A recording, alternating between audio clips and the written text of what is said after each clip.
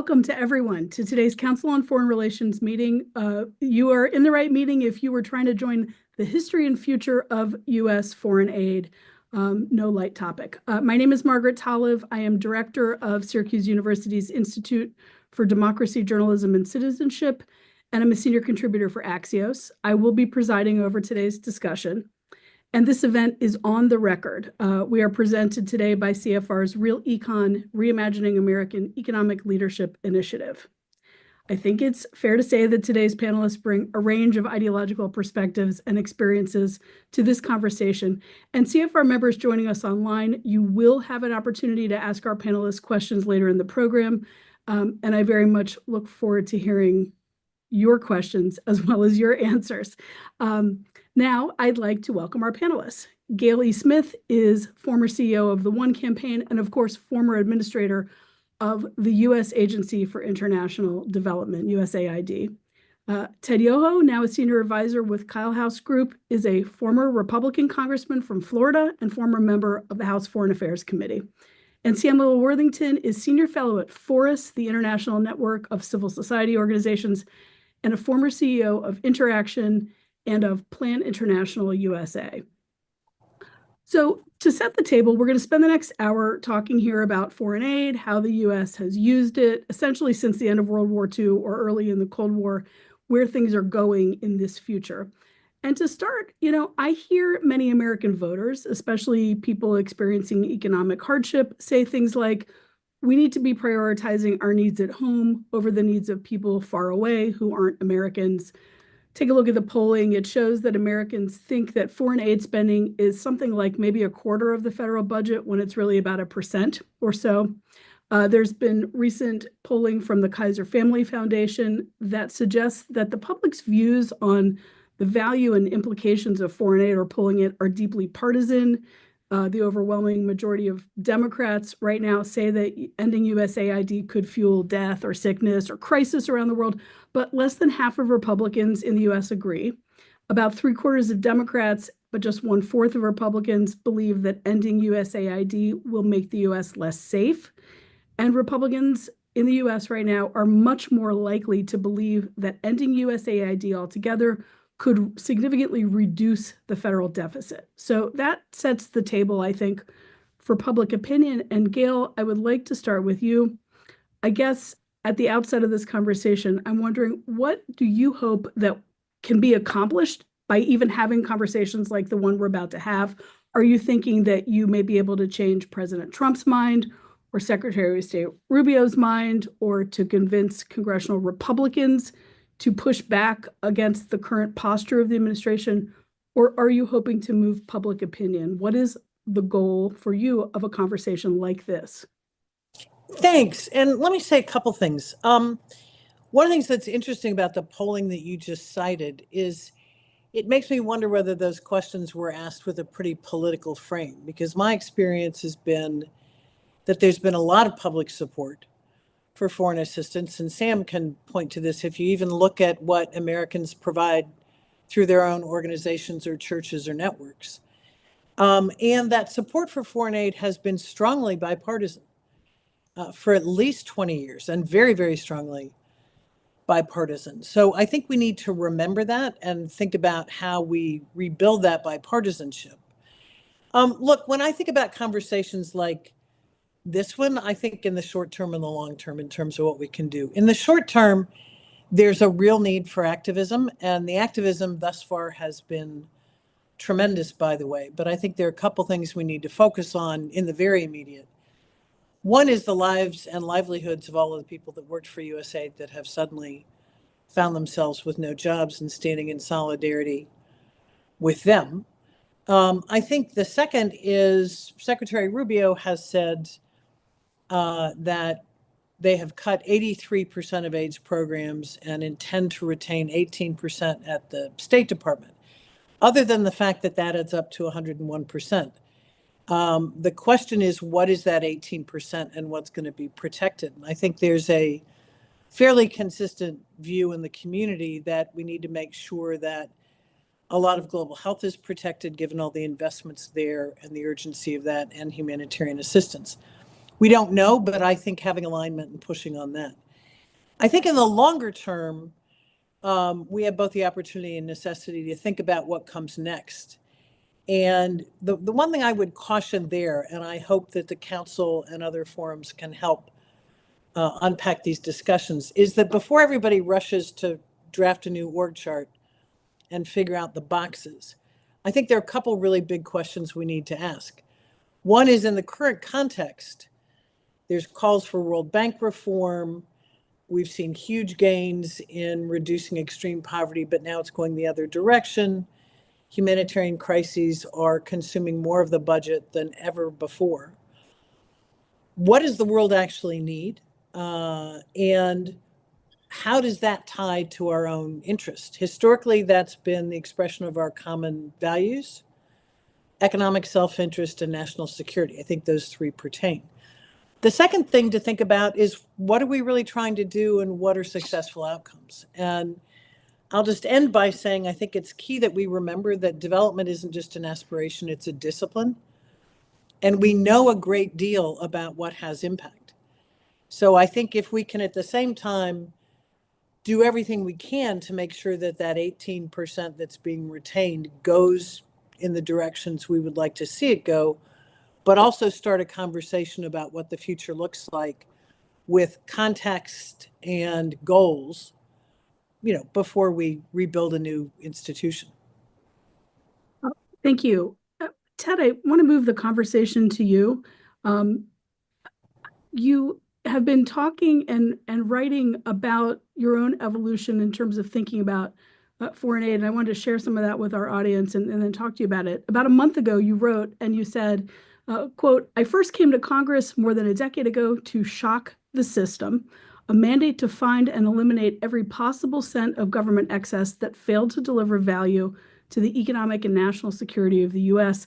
And at the very top of my list was foreign aid, which I considered to be a reckless extravagance that blew precious American tax dollars on vanity projects, but I was wrong." You also said there, you put out a call for, I think, Americans, but also in the political system, to come together on a bipartisan basis to support assistance that you said meets these criteria, but oppose programs that do not. And you said that speculation about the U.S. ending foreign aid programs has been met with cheers from Beijing to Moscow and Tehran, but that the U.S. cannot afford to retreat even if there needs to be a reboot. So I want to ask you, can you react to what's actually happened on the policy front since you wrote those words? And as a Republican who understands maybe better than most on this panel what makes President Trump tick, what makes his voting base tick, where do you see this conversation realistically going? I think we're in a reset, obviously. I mean, I think we all see that. We all know that. A lot of them experience that. Where I see this going, we can't change what's happened in the past. I mean, as recent as it is, all we can do is focus on where we're going and make sure we bring back those programs that are going to fall in line with, I think, what we all want. And according to the Trump administration and Secretary Rubio, everything we do should be to make America safer, stronger, and more prosperous. And when we do that, we can't do that alone. We have to do that with other countries. And I've been a big advocate for foreign policy. I'm passionate about it. And I personally feel that the Foreign Policy or the Foreign Affairs Committee is the most important committee on the Hill, because that leads to good foreign trade policies. It leads to good domestic policies that go into that trade. And if you have those two components, you have strong national security. Now, in order to do that, you can do the development things like the DFC or MCC that do the hardcore infrastructure projects, but them by themselves can't do that alone. You need boots on the ground, as was brought up. But the problem with a lot of these programs that I saw when I came in was you get mission creep. If you go back to the original Foreign Affairs or Foreign Assistance Act in 1961, it was focused on education, agriculture, and humanitarian. And it's morphed over the last 60, 70 years, or 60 years. And it's gotten, I think, spread too far. And I think it needs to be reined in. So now it's coming back. And we've talked about this for a long time. I was on the Hill for 8 years. And we're big proponents of doing a consensus for development and reform. In fact, I'm in a group on the Hill called CDR, which stands for that. And we looked at, there is going to have to be some development reform. And, you know, you tie that into how much we owe as a nation. I was advocating, let's do these reforms now and be proactive about it instead of waiting until you have the austerity measures that force you to do it. You know, and if anybody saw our committee hearings on the foreign affairs where I testified, you know, there was a lot of talking about, well, the inspector generals do this and the inspector generals come out and do that.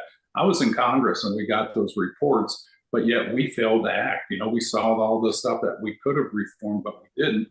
And it keeps going on. And then all of a sudden you get somebody that gets a mandate from the voters like President Trump, and he comes in and he ran on that. It was popular, and they removed, you know, pretty much all of USAID.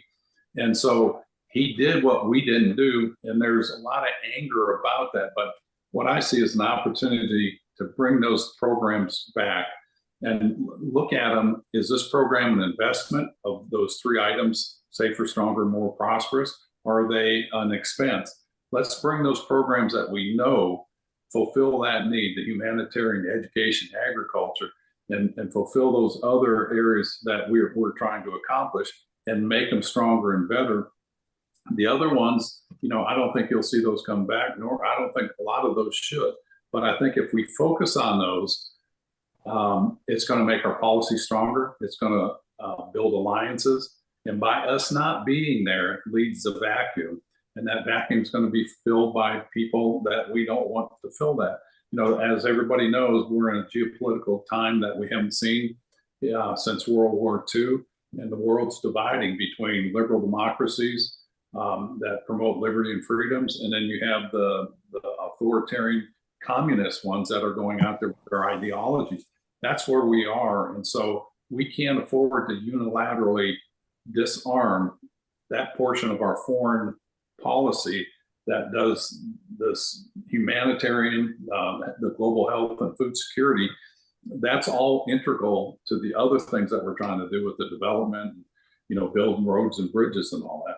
And I think you'll see this come back. And what I would recommend anybody that's watching this that wants this to come back, or your program's been disrupted, you know, it's in fact, I'm meeting with some people tomorrow, reimagining your program and determining why this one needs to come back and justify it. And I think you'll see those come back sooner than later. This was a 90-day reset, and I think you'll see this come back. And I do agree with the comments that were made where they said that, you know, the infrastructure has been removed and it's going to be hard to replace that. And I do agree with that. And I think you've seen the administration realize that when they said it's time to take the hatchet away and let's use a scalpel. So moving forward, I think it'll get better. And I think you'll see a lot of these programs come quickly, and look forward to the conversation. Thank you. And before I turn to Sam, just to clarify, when you say we need to bring whatever back, who's the we? Is it Congress? Is it the administration? Who is going to be, because Congress so far has been pretty resistant to push back against Trump 2.0 in terms of initiatives and directives. Sure. Do you see this initiating among Republican members or initiating inside the administration? The we is us. I mean, it's people that are in the NGO community. It's people that work with USAID. It's members of Congress. I have the ability to go up to Congress once a month, and we interact with members of Congress, House and Senate, along with staff.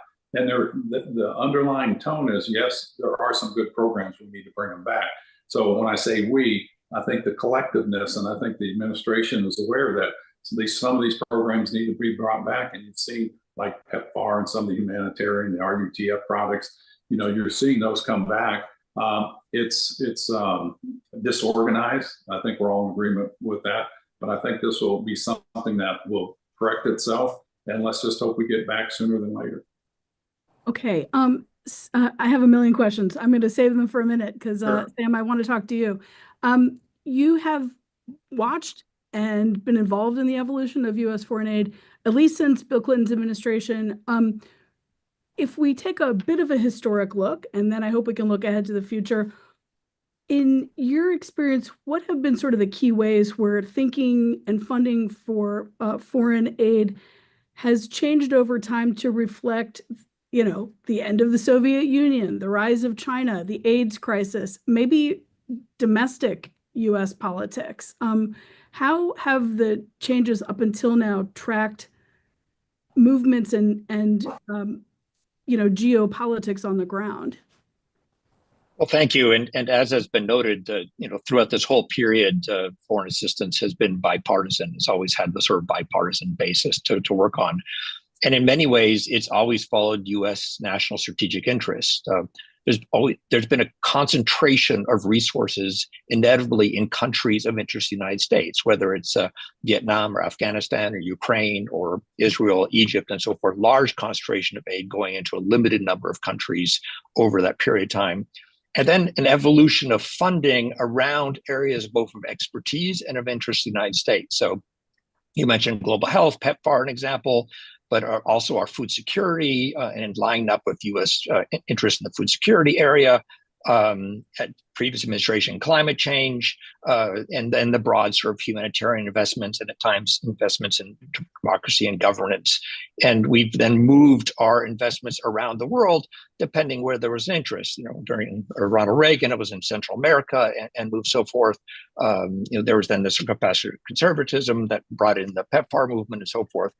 And then along the way, there was an elevation of foreign assistance within the U.S. government. It became, Gail was part of this, moving it up into the NSC, moving it up into so that there was a concept coming out of Bush of the 3Ds, that there was this was part of U.S. foreign policy and how we approached and thought about the world. And along the ways, we've learned some really good lessons that you need to go local, that you need to figure out how to bring in technical expertise and how to scale. And we've learned that we can and do make a difference in the world's toughest humanitarian crises. Unfortunately, now at this point in time, putting millions of lives at risk, but because of this change. And a recognition that the U.S. government is not alone. It's about leveraging. And again, I'd watch Gail know this, the private sector, other governments, NGOs, when they mentioned the global health, not the global health, the Global Food Security Act came out, meeting with her, and we pledged $1.8 billion of private NGO money to match what the U.S. government was doing. So that there's this $23 billion of private resources out there that the U.S. has. So it's a whole of society that we've been involved in this, with millions of Americans contributing and a broad interest group. It's not all of American public, but there is a core group of people willing to give billions of dollars to this enterprise. And our big challenge at this inflection point is we've broken trust. We've broken trust with other governments. We've broken trust with the contracts of someone in Uganda who's trying to do some AIDS clinic. We've broken trust with someone in Sudan who shows up and is trying to feed their children, and also there's no place to feed their children. So there's this massive, sort of breach of trust. And so as we, compete with China and Russia and so forth going forward, the civil society always discounted China and Russia as not an entity to work for, and always sort of looked up to the United States globally in this. And unfortunately, we're starting to fall into that same bucket of, do we trust you? Are you just transactional as a nation? And so one of our big challenges going forward will be to how do we rebuild a system? It cannot be a system without some form of values and some form of principles, and especially the principles sort of built around the Busan norms around development cooperation and so forth. There are some norms and basically international infrastructure of aid that we need to re-embrace, because if we go off on our own, we won't be perceived much different than Russia or China going forward. Any other thoughts before we turn it over to questions on this issue, particularly as it pertains to China? Does any of you see the dial back in U.S. foreign aid and commitment right now as a potential competitive advantage for China, or do you see it primarily through a humanitarian lens and less of a political lens? Yeah, Gail. I think it is advantageous to China. And one of the reasons that less obvious than others is something Sam just said. the United States has been known as a reliable partner for a long time. And even in cases where some of our assistance has been criticized. And we are no longer seen as reliable, particularly given the speed and, quite frankly, the cruelty with which some of these programs have been suspended. So I think that gives an advantage to a country that may not have the reputation as the most reliable, but certainly doesn't suffer from that kind of critique, which is China. China has established an aid agency, which is only recently up and running. Trust me, I'm not suggesting it compares to USAID, but I think it gives more space to that. The last place, Margaret, I think it's really key is on the humanitarian side, and we'll see whether China steps up there or not. The United States has always been seen as the first and fastest to respond to people in crisis, and we'll see whether China picks that up, because we're unable to do that given the cuts that have been made. We should probably also talk about the Middle East and humanitarian issues in Gaza, because so much of the U.S. Interests and strategy vis-a-vis the region can be impacted by that. How are the current moves toward foreign assistance and humanitarian assistance going to line up against U.S. plans for engagement in that region? How are you all thinking about that question? I mean, one of the challenges here is there has been both a dismantling of the individuals at USAID structures and so forth, even the Bureau of Humanitarian Affairs in there, but there's also been a dismantling of the international humanitarian structures that support investments in places like Gaza. I mean, the U.S. has been half of the U.S. Humanitarian assistance to the world, and it's in essence the backbone of the world's humanitarian assistance. And that infrastructure and its ability to interface with populations, which there's largely the NGOs or local groups, is being dismantled, and no payments going out to these groups means that you've pulled back your staff, you've cut 40, 60, 70% of your staff, depending on the resources. So to turn it back on, again, is going to take some time. So we, in essence, have the tool of offering something to the Palestinian people, of, in essence, being seen as an honest broker on that side, not being available to the U.S. government at the time when we're looking for peace in the region. So you can't simply pull back or turn it back on. So it's going to take a number of months at least for the U.S. to have the ability to bring those assets onto the ground. And in that period of months, assuming that this is not just sort of an endpoint, but the beginning of a reset, who or what is stepping into the breach? Is this a place where Europe can significantly fill holes temporarily, where private donations can significantly fill holes? Why not? And what does that mean? What are the implications of that? Just first on the private, there's no private resources tend to go to natural disasters and things like that. People don't like to give to complex emergencies and war zones. So that the US government becomes the backbone. Europe is a much smaller player in the mix here. And the US has tended to use its large NGOs or other NGOs in the humanitarian setting to move forward. So they're equipped to move rapidly in that mix. And at this point in time, we're actually seeing Europe cut back its assistance.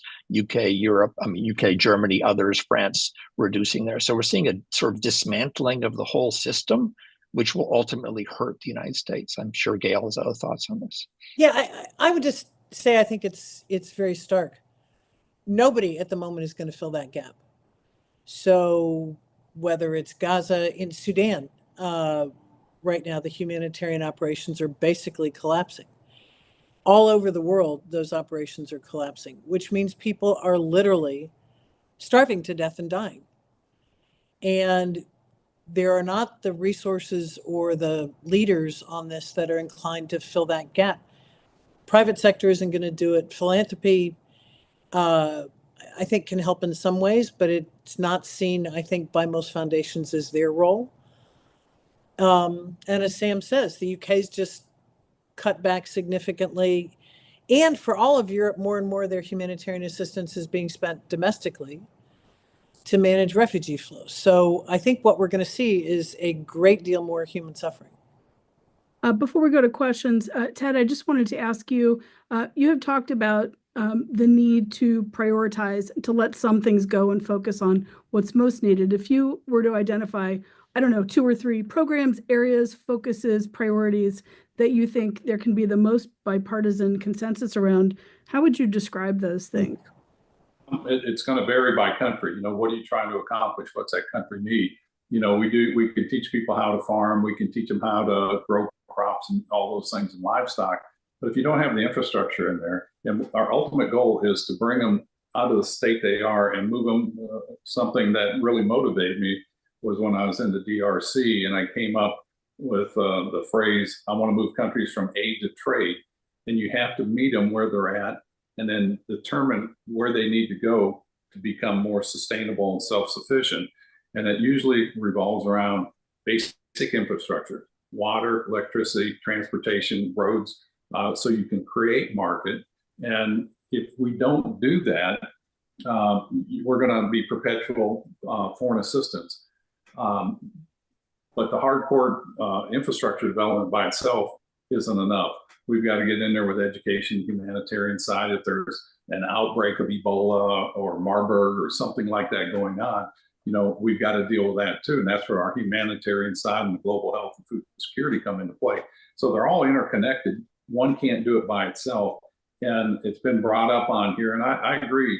And this is something I often say, to work with other countries, you have to develop that relationship where people want to do business with people they know, they like, and they trust. Well, we've broken some trust with some countries. But on the other side of that, there were some things going on in USAID, and I was getting calls still today from ambassadors. I go to other meetings where ex-presidents from other countries in Africa or South America, and they say, what you're doing through USAID is damaging your country. So those programs are the ones that don't need to come back, and we can talk more about those. Okay. We're about to turn to questions. I really do have one last question before we go to questions. In all of these discussions about aid, there's different types of aid, there's different countries that need assistance. Where do things like life-saving medicine, PEPFAR, the future of these programs lie? Do you all believe that these are on the first rung priority list to preserve or bring back? Or do you think that's very much in question at this moment? I think you're going to see those come back first.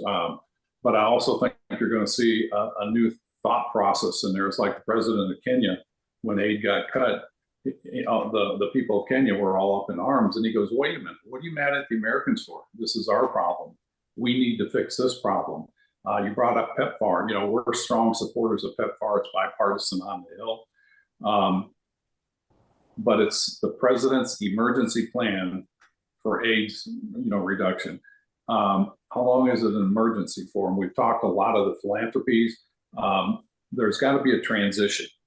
It's time to start transitioning where that country picks that up, but they can't do it if they don't have the economic development. So we need to repurpose these things and really focus on what we're trying to accomplish and make that happen. Yeah, Sam? Yeah, just a quick note of caution.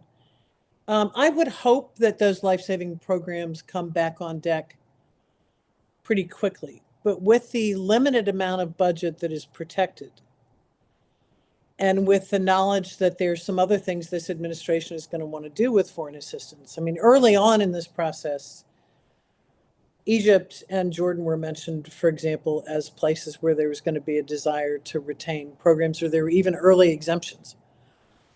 And 18% or 17% of the budget isn't a great deal. So I think there's a risk that either it'll be scattershot and a little bit of everything, which won't have much impact and will be very hard to implement. Or when you think about how aid is commonly divided, I've always thought of it as there is humanitarian assistance, which is a growing share of the budget. There's national security assistance, that's the running priority, and it's more transactional.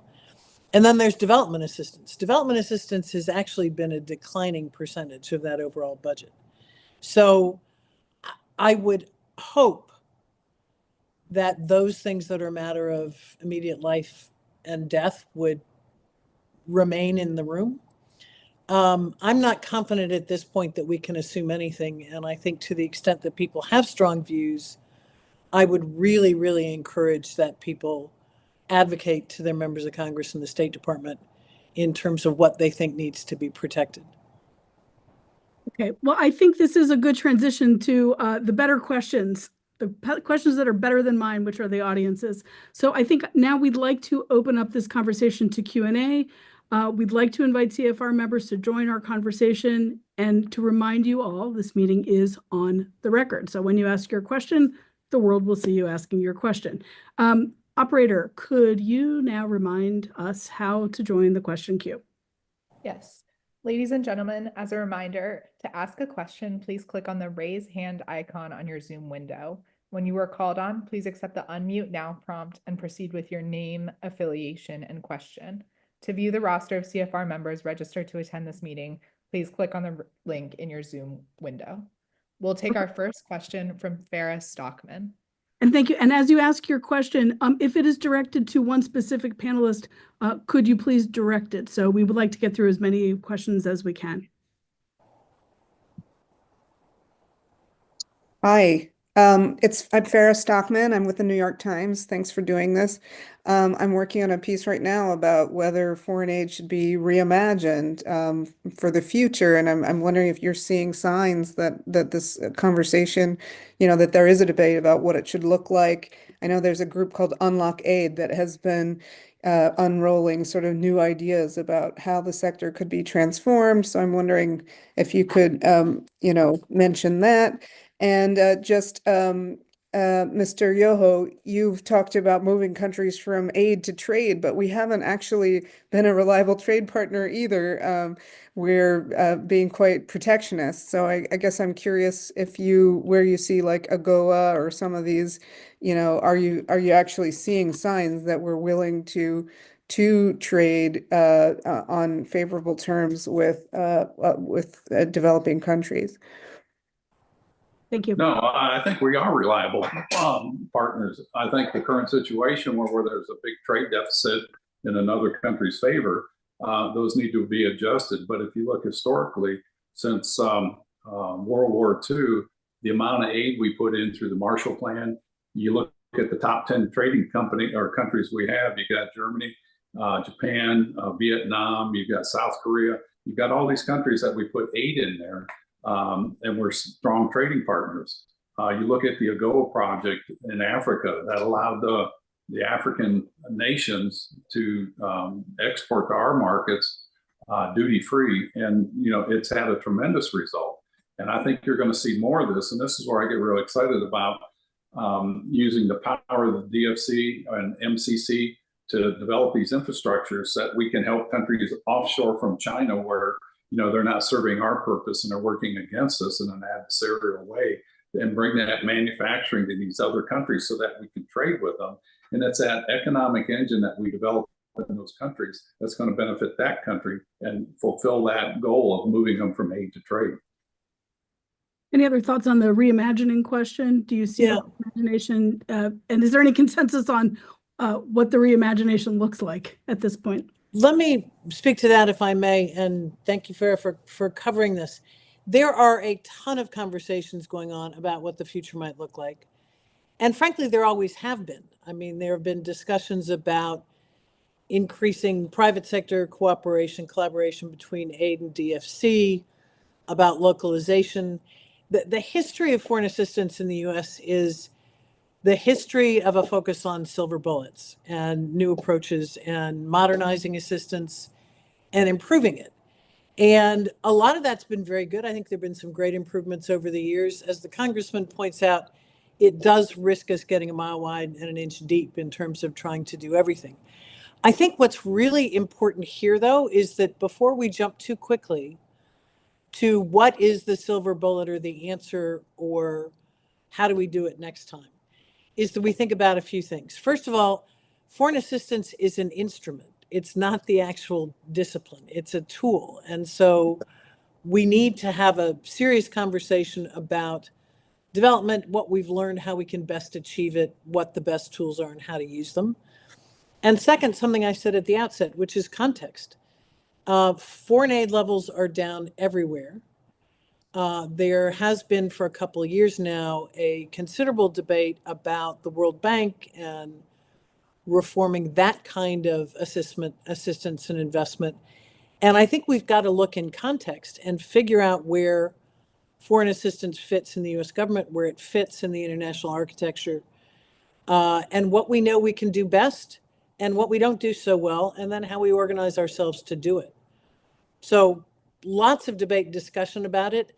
My hope is that we don't land too quickly because we have the necessity now, but we also have the opportunity to really give this some serious thought. Sam, I want you to jump in and then we'll go to the next question. Yeah, I think one of our big challenges is foreign assistance is vastly over earmarked by Congress. So Congress has carved it up in all sorts of little pieces of interest and so forth. So we do need a new Foreign Assistance Act, a new way of framing it overall, because it's so broken, because you can't do the earmarks of the past or just recreate the problem that we have right now.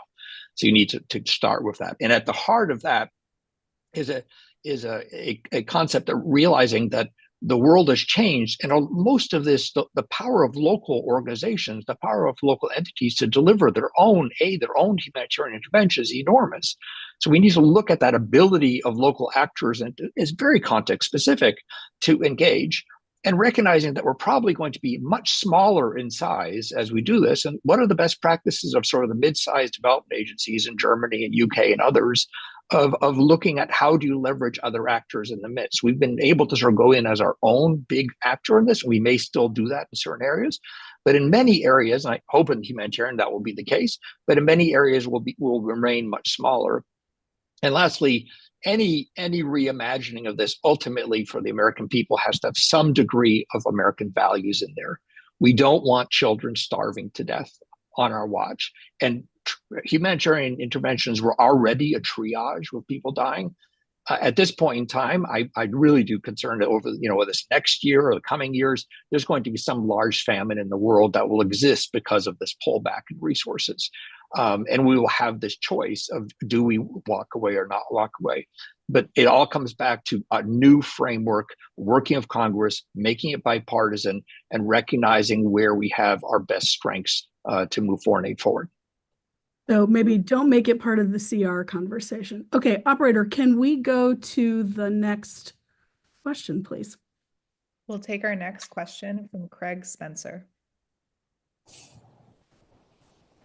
Hi, thank you so much for having this conversation. I really appreciate this right now, given how much I've worked internationally around the world alongside USAID, CDC, and others trying to fight disease outbreaks.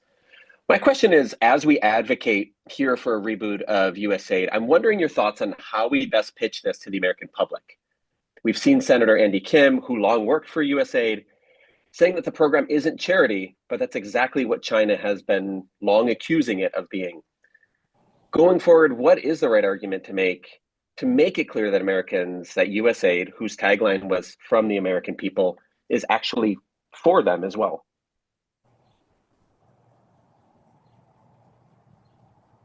Who wants to grab this one? Ted, how about you?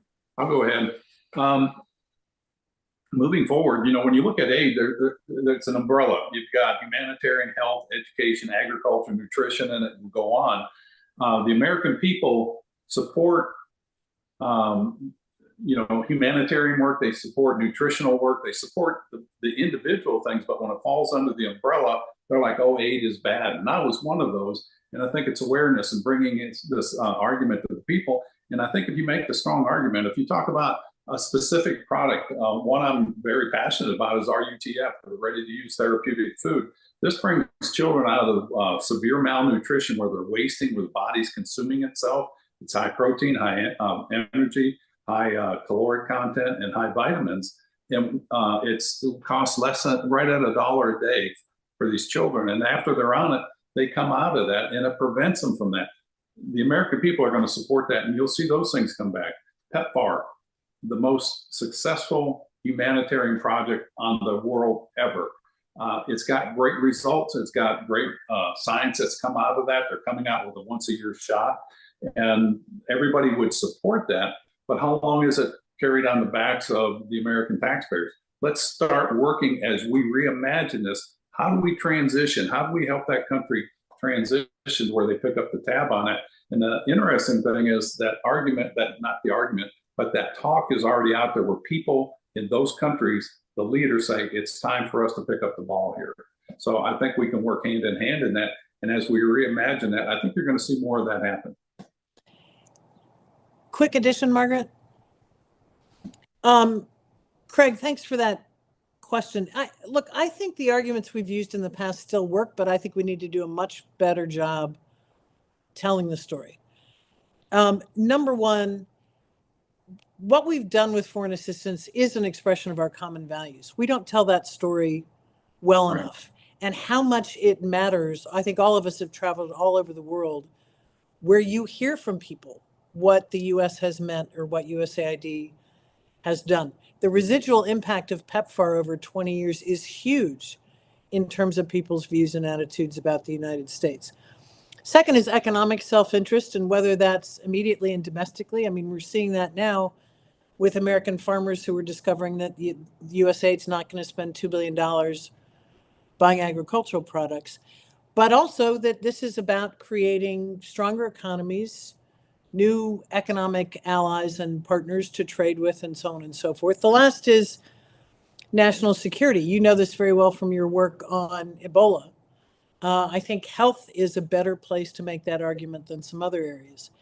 But to do any of that, I think we need to do a much better job of what we did a lot more of 10 years ago, which is getting out to the states, telling the stories, letting people tell their own stories, and making it real and tangible in the lives of real people.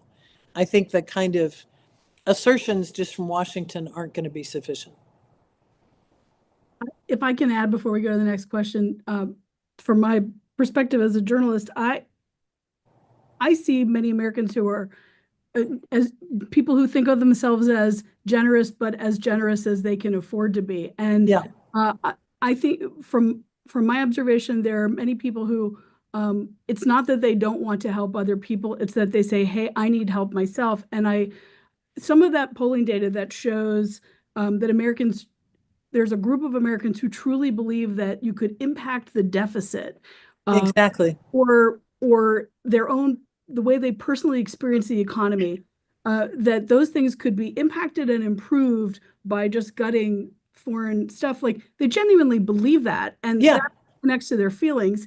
And they also are experiencing hardship or pain in their own lives. Can I pay the rent? Can I ever buy a house? Will my kid go to college? Am I going to lose my job? Like, if you are experiencing that kind of distress, it would obviously impact the way you feel about how generous your country should be in saving other people's lives. So I'm wondering, like, how you guys think about that.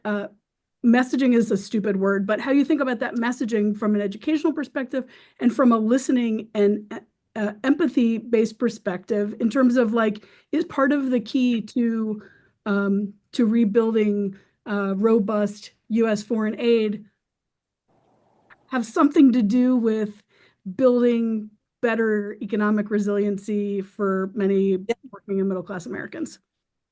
Let me just jump in on this. I think, I mean, you put a point there. I think one of the challenges we have is the American public has commingled the concept of foreign aid with our large investments in wars overseas. So it's everything foreign gets mixed together. It's what we've done in Afghanistan and Iraq and so forth.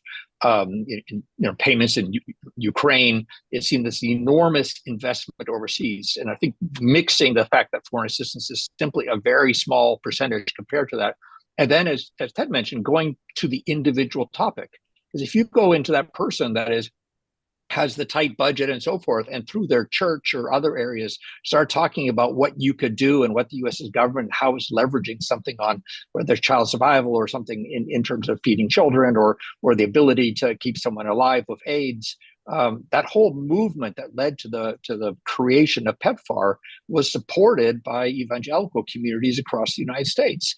So, and there are people who are giving to these NGOs who are living on just Social Security and so forth. So we need to go where, the best side of the American people is their ability to want to be generous no matter what. But we can't commingle it with large global, foreign policy investments in wars and so forth like this. And I think we're feeling a backlash of that right now. Okay, operator, we'd love to take another question. We'll take our next question from Kevin Barron. Hi, everyone. How are you? Good. I'm Kevin Barron. I'm a former journalist, current journalist. I covered the Pentagon for many years, but I started in Washington in the 90s actually lobbying for USAID money in the 150 account. And I remember phrases like grandma versus Ghana. And when the One Foundation was created, I wonder if you could zoom out. I mean, I think this audience knows the importance of foreign affairs and they know what messaging needs to be done. But, Sam was predicting we may see famine in the next few months. A few months from now is the 40th anniversary of Live Aid. Are we going right back to the beginning to this period where we might need something much bigger, global moments, global messaging that really will change or the public attitudes, wake up some sort of understanding, something much more than, hey, can you call your congressman and let them know you oppose, cutting AID? I mean, and Gail, I'd like to hear from you. You've been on both sides of this, on those organizations. What kind of moment do you think is needed, or what kind of efforts you think are really needed to change, public opinion so that, what Sam was saying, they do understand the value of it. They do value it, and they want more and more of an America that is helping the world in these ways. Thank you. That's a really good question. And yes, it is shocking to those of us who forgot how old we are that we're looking at the 40th anniversary of Live Aid. And I think, look, one of the things that's tragic is that big moments like those rarely happen until the crisis is upon us. And I wish I could say that, and I think Sam's right, I think we're going to be looking at some extraordinary calamities around the world. I think when we get here, the question is, how do you mobilize a groundswell of really, really diverse support? As has been said about PEPFAR, for example, one of the reasons that ever happened and has been sustained for so long is that those supporting it, it was right, it was left, it was very much compassionate conservatives. And that kind of mix, I think, both gives for greater sustainability, but I think it also inspires people. Like everybody's on board. So hopefully we will see that kind of global mobilization at some point in the future. I don't know how it's going to come together. A concert 40 years ago was an extraordinary event. It hadn't been done before. So what are the things that have not been done before that we might be in the future? I think we all need to think about that. I hearken back to what I think made the biggest difference here in the United States, but also in the UK, when the UK really stood up as a major, major leader. And it was something the congressman's referred to, and also Sam has, which is really getting out to people and taking the time to dispel the notion that U.S. foreign assistance is 5% of the federal budget. I mean, trust me, that would have been extraordinary. So dispelling some of the myths, but bringing that human story to people so they see it, touch it, feel it, understand it, and can tap into the solidarity that I think is still there. And that takes a long time. That's not going to be one big event or a concert. That's a lot of us going back to what we used to do much more of and need to do again. And I think that's what it's going to take, regardless of what the future of foreign assistance looks like. Thank you. Operator, could we take another question? Take our next question from Tammy Holtman. Ms. Holtman, please accept the unmute now prompt. Okay, looks like we're having technical difficulties, so we'll take our next question from Wendy Lures.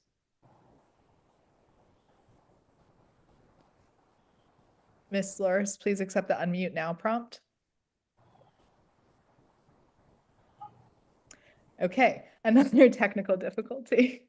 We'll take our next question from Andrew Lala.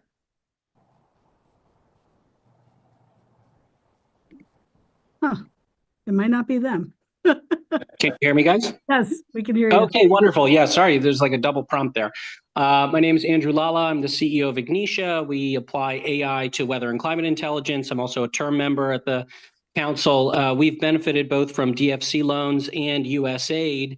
USAID, we really love the market system facilitation and GDA programs, and really want to hear a little bit about whether or not you see the private sector, any kind of coalition emerging to talk about how much USAID really benefited. We need traceability, we need aggregated farmers, we need service centers to be able to deliver to them. And this seems to have evaporated overnight. So is there any private sector voices that are emerging to talk about the power that USAID brought in convening stakeholders and addressing market failure? Yeah. I agree with you, and I think you're going to see it come back. I think you're going to see a lot more private sector coming on board. I was at a meeting with Walmart.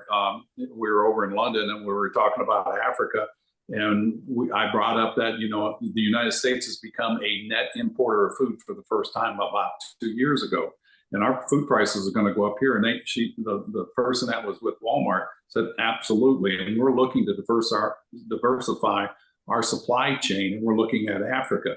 And what we're going to see, I think, is you're going to see private sectors come in there, but they're not going to come in there if you can't de-risk a project. DFC can come there, they can bring their financial tools, but they're not going to do so much in the grant base that USAID did. And that's the part that I think you're going to see come back. And you start off with the grant, you do your technical assistance, you bring in the de-risking that the United States government can bring in through the DFC. That's going to invite your private equity that comes in to make these projects happen. And so I think you're going to see that come back, and I think you'll see it come back sooner than later. And keep in mind, this was a 90-day pause. It was messy in the beginning, but I think you're going to see it more refined, and I think you're going to see it move forward. It wasn't just messy in the beginning, it's messy now, but. Can I add one quick thing to that? And I hope that does come back. But I think if part of the question was, what are we hearing from the private sector? To be honest, we're not hearing a lot from the private sector about USAID and its demise right now. And I think it would be enormously helpful if those private sector actors that have worked with USAID, as the congressman said, the connection between USAID and DFC is really critical on this, and I think DFC is certainly going to survive, would organize themselves a bit and weigh in, because I don't think it's understood that USAID does that kind of facilitation and work. And it's not huge grants, but they're critical grants that can facilitate FDI and private sector activity. So hearing from that community, I think, would be enormously helpful and increase the chances of the congressman being right that it'll come back. Sam, any thoughts on this before we go to the next question? Okay, so I'm conscious of the time. Operator, I'm wondering if we could take like maybe 2 or 3 questions and then try to answer all of them, because I think this might be our last chance before we say goodbye for now. We typically don't do question bundling. We try to avoid it. So I'll just call in one more person and then turn it back over to you, Ms. Talif. We'll try Wendy Lurs again. All right. The United States has always been the great bastion of nonprofits, and the Congress has determined the funding of many of the organizations, like the National Endowment for Democracy, which they're trying to wipe out. The International Republican Institute, the National Democratic Institute, the AFL-CIO, and the Chambers of Commerce. What's going to happen to those places, and how do all of those other programs, this administration seems to be determined to punish certain countries with whom they do not agree, Cuba, North Vietnam, et cetera, et cetera. The NED money was being used for democracy and governance. What happens to all of that? How I run an organization that was dealing with Czechoslovakia and the Eastern Europe after the war. I mean, after the fall of communism. That AID money was enormously important. I founded the Democracy Network. Does that all go away? And is it not part of our value system? Thank you. I don't think it's all going to go away at all. I mean, we saw what happened after World War I, where the world just kind of put a heavy burden on the German Republic that they couldn't pay, and that led to the rise of Hitler. So I think hopefully we've learned from that. And then we learned after World War II, the Marshall Plan. We've learned, again, all that foreign assistance has created great trade opportunities for us and kept the world at peace. And so we're going through a stage right now. It's uncomfortable. It is going through that. But I thoroughly believe for American security and moving America ahead, it's got to come back and work in tandem, side by side, with our development programs, with our foreign policies. And as people are out there, they've been laid off, or the NGOs have been shut, or the program's been shut, those are going to be the ones that are going to come back, and they're going to, as the word's been used, reimagine, how do you get this back? Because they are important programs out there. And, the American people, has been brought up many times, we're one of the most humanitarian societies on the planet. And it's been shown over and over again. And I thoroughly believe that the pressure will be put on Congress, not the pressure, the encouragement will be put on them to let's get this up and running, let's do it right, and get rid of the bad programs. I don't think anybody's going to argue that the bad programs shouldn't be there. They hurt our credibility around the world. They drive other people away from us into other countries. And we can do it better, I think, than anybody else. Sam, Gail, are you as confident about the fate of basically the post-World War II architecture through aid? Yeah. Go ahead, I mean, Gail. look, 83% of AIDS programs have already been killed. Now, can we build those back over time? Maybe, but let's just in terms of where we are now. All of those organizations that were referred to are laying off staff. Mm-hmm. Some of them will collapse altogether. And I think we're going to see, quite frankly, a significant number of nonprofits shut their doors. And rebuilding those quickly is not an easy enterprise.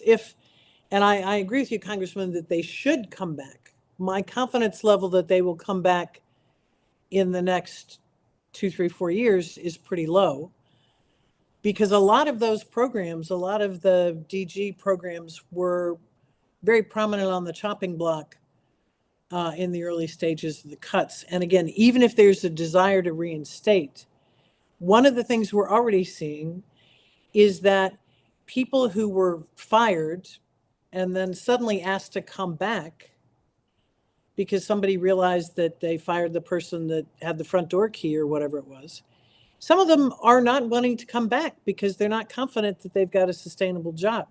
So again, Sam, you can speak to this because you're tracking a lot of these NGOs. What I'm seeing in the nonprofit sector is that it is being severely damaged, including in the democracy and governance area. And I think we got to be mindful of the fact that rebuilding that is not flipping a switch. And we have 1 minute left. You get the last word, no pressure, but give us a way forward here. So an isolationist worldview around MAGA is not nicely compatible with the U.S. foreign assistance. And that worldview is there. It's not going away. At the same time, you have tens of thousands of people who have been laid off in the sector.